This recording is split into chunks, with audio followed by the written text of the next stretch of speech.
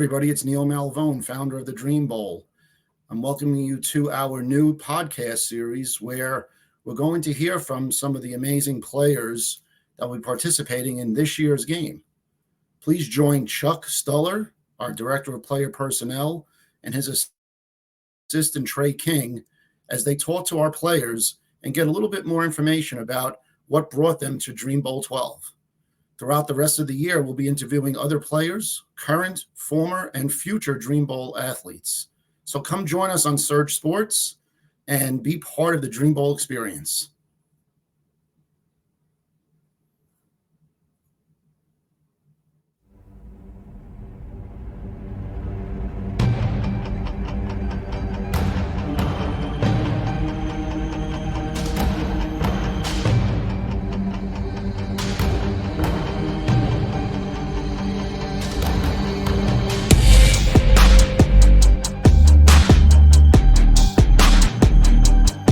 Over where things are safer, you let us know. This is not more important than your life, buddy. I'm a good multitasker. So, is this snowing? Is it raining? What's it look like out there? I'm in Illinois right now. It's probably looks the same as Ohio right now. Just a little bit of snow. It's 3 degrees. So I'm in Indy right now, and it's. Yeah, I drove through there about an hour and a half ago. Yeah, it's not too bad right now. It's just cold as shit outside. My bad. I keep cussing on these. Cold outside. Watch your mouth. Yeah, I'm from Ohio, but right now I live in Indianapolis. Dang, I was just there the other week. What part of Ohio? Dayton. Dayton? I used to live in Defiance. Oh, that's north. Yeah, like north. That's up north from me. Yeah. Cool. All right. So it's Jiya. Is that the correct pronunciation? Yep. All right, awesome. So, Chuck, I'll let you do the little intro that you like to do here. No, that's cool. As Trey just said, we have Jiya Wright with us from Louisiana Monroe. My name is Chuck Stuller. I'm the Executive Director of Player Personnel for the Dream Bowl. And I have my right-hand man here, Trey King. He does all my grunt work for me. One of the helpers that we have for the game. On the road scouting, sending me reports, doing dirty work for me. Searching for some diamonds in the rough, some gems. And we had Jiya right here again. He's safely driving, doing this interview. He said he can multitask. He's a quarterback, so I want to take him at his word that he can multitask. So, I'm doing my best. So that's cool, man. I'll let Trey go ahead and start us off. Yeah, John, man, just one, happy that you chose our game to come showcase your skills. Obviously, super excited to have you. Just doing a little player background interviews here leading up to the Dream Bowl. Just want to hit on a couple things just so people, scouts, anybody watching this just has a better idea of who you are as a person. So obviously in high school, All-State, then went to UNI, correct? NIU, my bad. So NIU, then I think went the JUCO route, and then ultimately ended up at Louisiana Monroe. I just want to just talk me through that journey that you went on, and then ultimately to where you are today. Yeah. Well, first off, I'm very honored to be able to play. So thank you guys for setting that up and giving me the invitation. Yeah, like you said, I'm from Indiana, Fort Wayne. Had a pretty successful senior year. Decided to go to Northern Illinois. Really enjoyed it. I was only there for the fall and spring of 2018 and 19. Had a coaching staff change. They moved me to safety, which position I had never really played before. Playing quarterback my whole life, that was kind of, what I'd fallen in love with, and, still have that passion for it today. And then you were close. I actually went to a D2 school before I went JUCO. So after my spring season at NIU, switching to safety, I decided to hop in the portal. Went to Florida Tech to follow my passion for football, but also in a degree in aviation. So I was looking to be a pilot. And then COVID happened, spring of 2020. I had redshirted at Florida Tech behind a fifth-year senior they had. So, it was kind of about to be my show there. And then COVID happened, and they ended up canceling the football program. So skip forward to fall 2020, I decided to stay, continue training, and just go into school. Really hoping to, find a new home. And I trained down at 6 Points Jacks. You might have seen them before on social media. They have a pretty heavy presence. And that's actually how I got recruited to JUCO, is through their TikTok. So ended up going to Fort Scott Community College in Kansas. Earned the starting spot there. This would have been spring of 21. And then we only ended up playing 3 games because I don't know if you guys know how JUCO can be, but it can be pretty hectic. So we ended up only having about a little less than 30 players on our roster after the 3rd game. So they canceled the season. I was fortunate enough to pick up an offer from ULM. Spent my last 3 seasons there. My first season there, I was ineligible the first 3 games, I believe, so that kind of hindered me with playing time that year. I still saw action in, I think it was 4 games. And then last year, or I guess 2 years now, 2022, it was kind of a battle between me and Chandler Rogers, who's been a very successful quarterback these last 2 years. But it was kind of a battle between him and I ended up cracking my rib the first game versus Texas, my 3rd play in. So that limited my action that year. And then this past year, I earned the starting spot. It was definitely a rocky season, to say the least, but grateful for the journey. Definitely grateful for the opportunity I had this past year, and just looking forward to continue playing and find a spot that I can make a difference in and really show what I can do as a player, as a quarterback, and as a person. Yeah, that's funny you mentioned Florida Tech too, because there was a time there where I was in talking with their coaches, Coach Sergio Allen, and one of my good friends is I don't know if you know him, Kenyante Skinner, played wide receiver. So yeah. So me and Kenny were roommates. I played at Duquesne University, which is FCS in Pittsburgh. So knew him out there. Then obviously was trying to get on, but then COVID, I think it completely wiped out their program, right? Like they ceased playing football. Yep. Yes. I also want to talk about how you kind of saw it through at ULM those 3 years, and then ultimately leading up to your starting position. Kind of just take me through that journey of one getting hurt early. I think that was your junior year, and kind of just what mental battles you went through, and then sticking it out, and then being named the starter your senior year. Yeah. Well, like I said, my first year was kind of sucked too, with not being eligible. But I was still young. I still had 3 years ahead of me. So I've always been work as hard as you can for the things you want. And I firmly believe that if you do that, then you will ultimately achieve what you want in life. So just the work ethic, it's not really something I ever had to learn. It's just kind of been with me. And I think, just waking up every day with a passion to get better is kind of, what's kept me from not quitting or not giving up. Because there's certainly been days where it's like, man, do I really still want to do this? Is there still, that drive in me? And at the end of the day, that's always, well, there's still an opportunity to play, to be able to make a difference and, really prove yourself. So I think as long as there's an opportunity for me to play, I'm going to go after it and get it. So I hope that answered your question. No, yeah, most definitely did. Also want to get into your season here this year.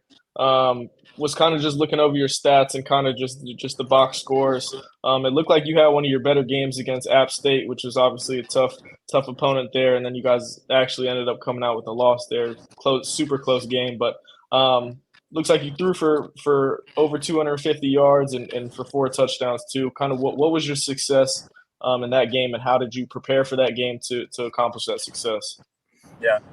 Well, I think that just goes off of a really good game plan that week.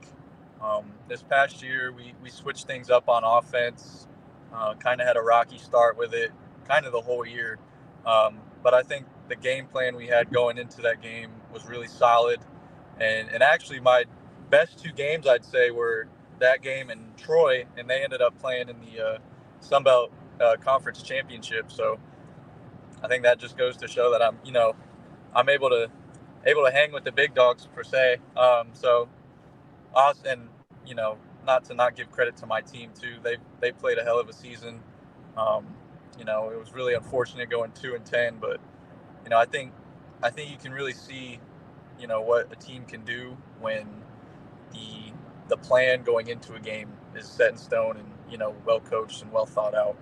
But Absolutely. yeah, like you said, App State, we had a really good game plan going, and it was just one of those things where that first or second drive, things just started to click, and you kind of get a feel for the game and how it's going to go, and guys start to get some energy and some confidence. And as a quarterback, I think the biggest thing is just being able to control that energy and that confidence, and let guys know that it's not over till it's over. And we definitely showed that. Unfortunately, lost to that last second field goal. So those things happen. You just got to move forward and go to the next game.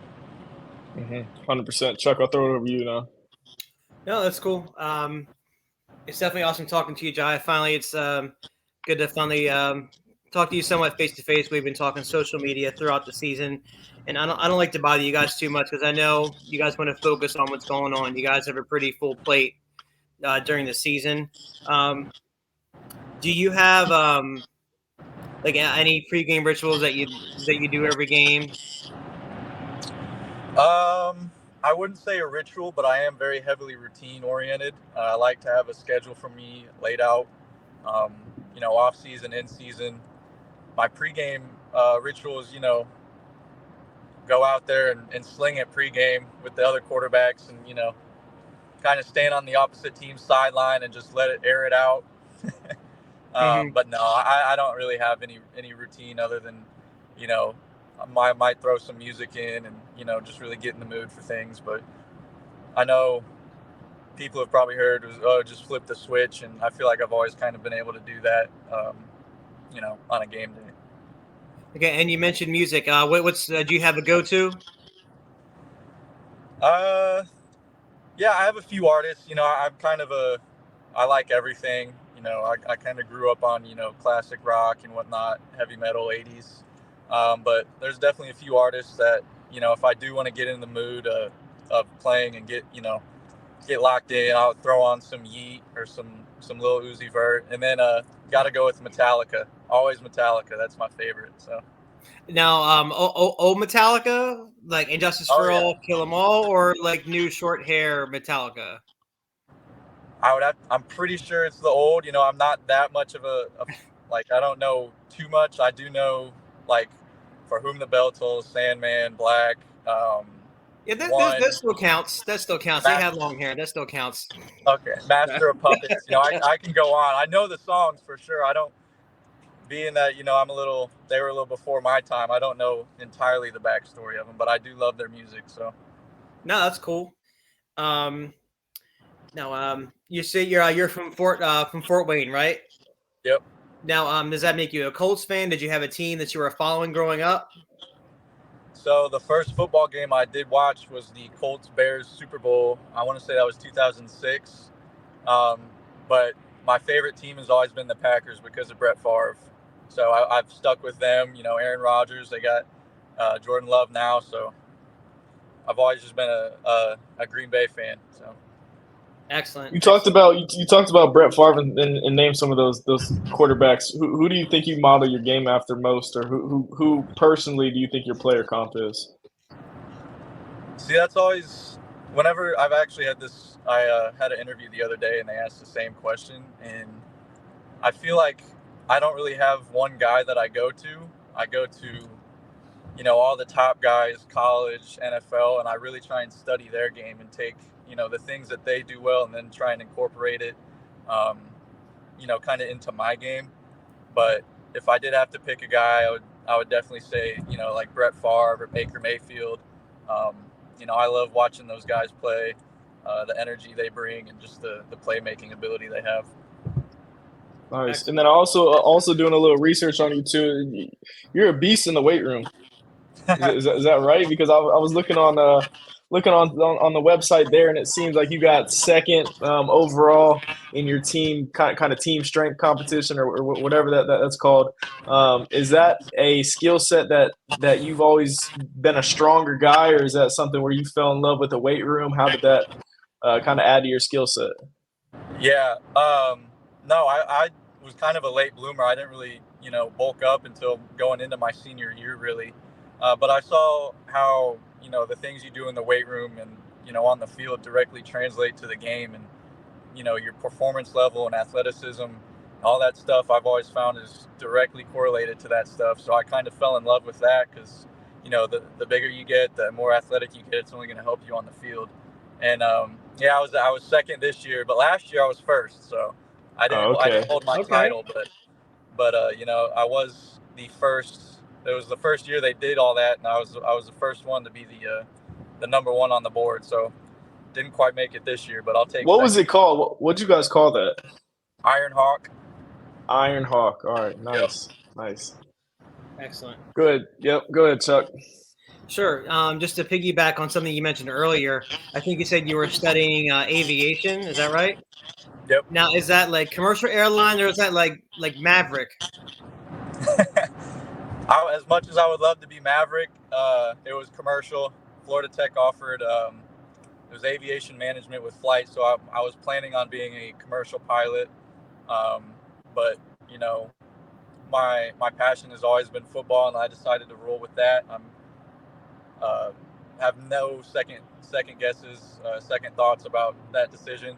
And there's always a possibility later down the road that I could get, my private license and get back in the air.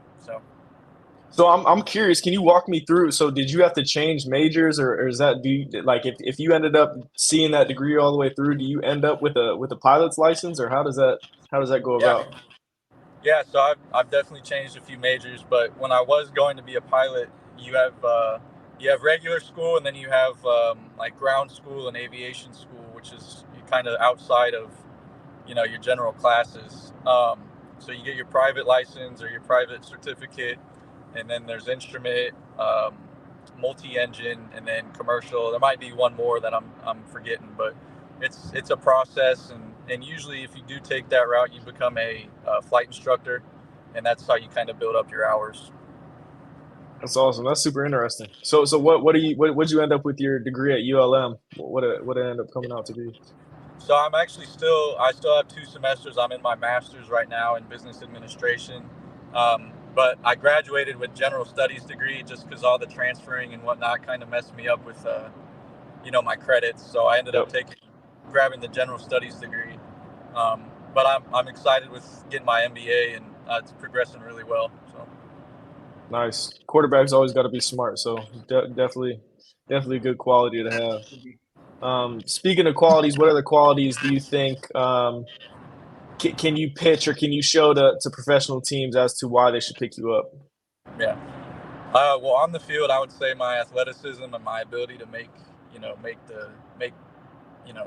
nothing out of something, I guess. Kind of that X factor. I really pride myself on being a dual threat quarterback with, the primary focus on passing first. I'm not one of those guys that, just wants to run right away. I want to be able to develop the play and whatnot, really survey the field, get the ball into guys who are, probably a little better than me at making guys miss and getting yards. But my athleticism does allow me to make plays on the move, whether that be running and throwing or, running to get the first down or more. But as far as character goes, I'd say, like we talked about earlier, my work ethic is something, I really pride myself on. I'm one of those guys that, gets in and gets work in every day, whether it's on the field, in the classroom, learning plays, watching defenses, in the weight room, just anything I can do to get better and improve my game. And then leadership. I was kind of an introvert growing up, and, now as I get older, I really try and challenge myself to be an extrovert and be one of those vocal leaders who I've always kind of been, a lead by example, but a lot of guys need that guy to really fire them up and be, vocal in the huddle, with the team, whatnot. So one of those things I've really heavily worked on over the past few years. And I think, you see it every Sunday, every Saturday, somebody's got to be the guy that gets the guys, riled up and ready to go out and make a play. So. Absolutely. No better quality to have that than from a quarterback too. So it's a great answer. Absolutely. Now, did you have any questions for Trey and I here as we get towards the end of the interview? When can I get the playbook? No questions other than just gratitude for you guys having let me be on, and kind of getting to share myself with scouts and whatnot. So, just thankful, very thankful for that. Absolutely. Yeah, awesome. We're definitely thankful that you're coming. Go ahead, Trey. I was gonna say, what are some questions other guys usually have? I'm curious. We've had actually quite a number of different questions. Like some of them have been like, how did Trey and I get here to this point, and like the schedule and stuff like that. And regarding your question about the playbook, to piggyback off that, to segue into that, being it is an all-star game, we got to keep it vanilla as possible on both sides of the ball. Because I mean, we want you guys to come and compete and have a good time, but we want to keep everybody safe. With that in mind, you can do the defense you're going to be facing is a 34 or 43, only 4 rushers at a time. They have to be declared. They have to be obvious at the line. You can play nickel as long as there's 3 receivers on the field. Also, you have to have a tight end on the field at all times as well. And as far as talent goes, this is probably the highest number of FBS players that we've had. We usually have like maybe 5 to 10 this year. I think we traded like 10 to 15 this year. Because I definitely want to give some guys some shots, being that there's no NFLPA game this year. So I want to definitely give some smaller school FBS players some chances to shine. And you're definitely one of the guys that I singled out right away, because I was bugging you all season to see if you can come out and compete. And I'm not sure if you've seen our post or not, because the Dream Bowl did produce 2 starting quarterbacks in the CFL last season. And I do believe now this is a hot announcement. This is the first time I'm saying it because they just confirmed it. Winnipeg's GM is coming. Their general manager is coming down again this year. He's also going to be the keynote speaker at the banquet on Friday night. So that's awesome. Definitely happy you're coming. Unfortunately, I won't be able to come because I did have surgery recently. But Trey's going to come down in my place and no doubt in my mind do an excellent job. So awesome. Well, yeah, Jai, man, we're go ahead. I was going to say, I hope for a speedy recovery for you, definitely. I definitely appreciate that, man. Thank you so much. Of course, yeah. Yeah, I was just gonna say, look, we're super excited to have you. Obviously, can't wait to see what you do with your team and then in front of these execs and scouts that show up. So, just as much as you're appreciative of this opportunity, we're appreciative you accepted, and can't wait to see you down there in a couple of days. Definitely, I'm looking forward to it. Absolutely. It was great having you, and stay safe and enjoy the rest of your Sunday. Okay. Careful driving. I will. Yeah, it's going to be driving all day, so I'll definitely try and enjoy it as much as I can. All right, brothers. Stay safe. Okay, we'll talk to you soon. All right, sounds good. Bye-bye.